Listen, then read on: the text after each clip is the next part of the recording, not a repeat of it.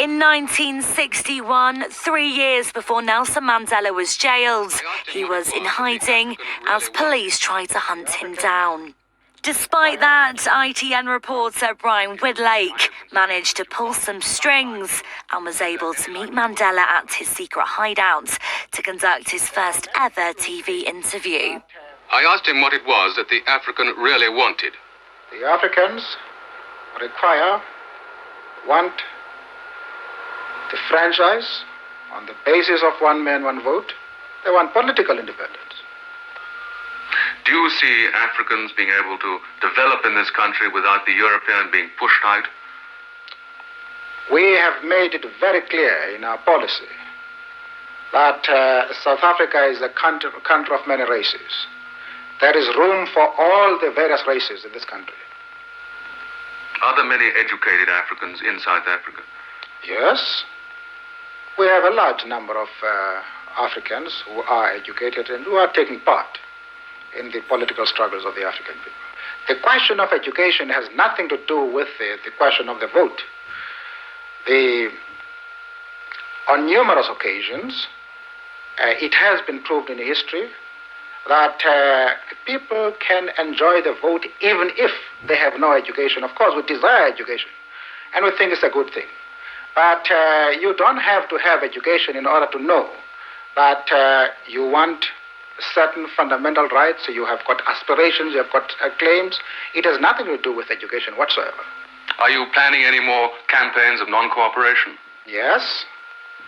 The Pietermaritzburg resolution makes provision for a campaign of non-cooperation with the government, and we are presently studying plans to implement this aspect of the resolution. Perhaps the most interesting parts of the interview is when Mandela explores the complex relationship between peace and violence as protest and negotiation tactics. Now, if Dr. Verwoerd's government doesn't give you the kind of concessions that you want sometime soon, is there any likelihood of violence? There are many people who feel that the reaction of the government to our stay at home, ordering a general mobilization, arming the white community, arresting 10,000s of Africans, the show of force throughout the country, notwithstanding our clear declaration that this campaign is being run on peaceful and non-violent lines, close the chapter as far as our methods of political struggle are concerned. There are many people who feel that it is useless and futile for us to continue talking peace and non-violence against a government whose reply is only savage attacks on an unarmed and defenseless people. And I think the time has come for us to consider, in the light of our experiences in this stay at home, whether the methods which we have applied so far are adequate. A year after this interview, Mandela was arrested on allegations of sabotage and other charges.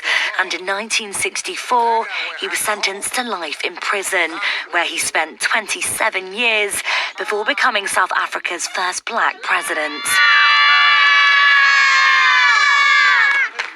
Then, as a leader and a peacemaker, Mandela was the primary force in the battle against apartheid.